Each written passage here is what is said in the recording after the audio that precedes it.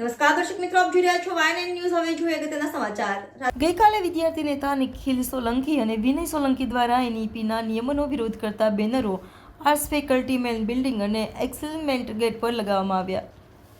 જેમાં એનઈપીનો નિયમ છે કે ફર્સ્ટ યરમાં એક પણ વિષયમાં એટીકેટી હશે તો સેકન્ડરી યરમાં એડમિશન મળશે નહીં, જેનો વિરોધ કરતા બેનરો લગાવવામાં આવ્યા અને તે બેનરોમાં આ નિયમ કેમ લાગુ ન કરવો જોઈએ જેના અમુક કારણો દર્શાવવામાં આવ્યા।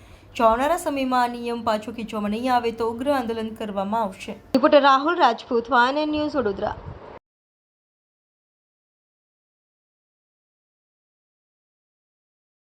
રોજ અમારા દ્વારા કોમર્સ ફેકલ્ટી, આર્ટ્સ ફેકલ્ટી અને એક્સપેરિમેન્ટલના ગેટ પર એક વિરોધ દ્વારા બેનર લગાવવામાં આવ્યા છે।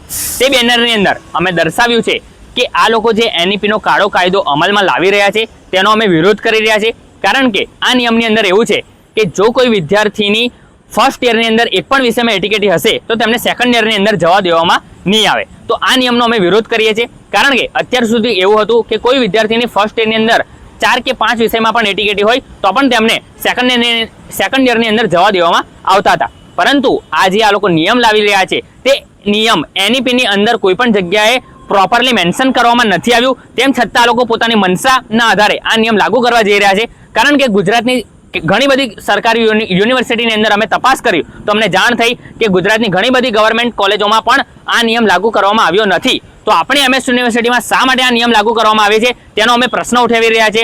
શું પ્રાઇવેટ યુનિવર્સિટીને ફાયદો કરવા માટે ફરી વખત તમે એક આ નવો નિયમ લાગુ કરવા જઈ રહ્યા છો, તેનો પણ અમે એક પ્રશ્ન ઉઠાવી રહ્યા છીએ।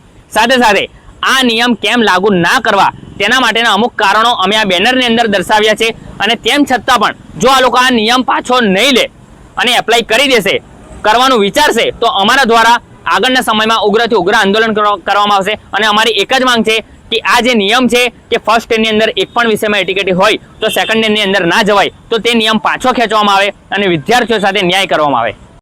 Subscribe now and press the bell icon. Never miss an update.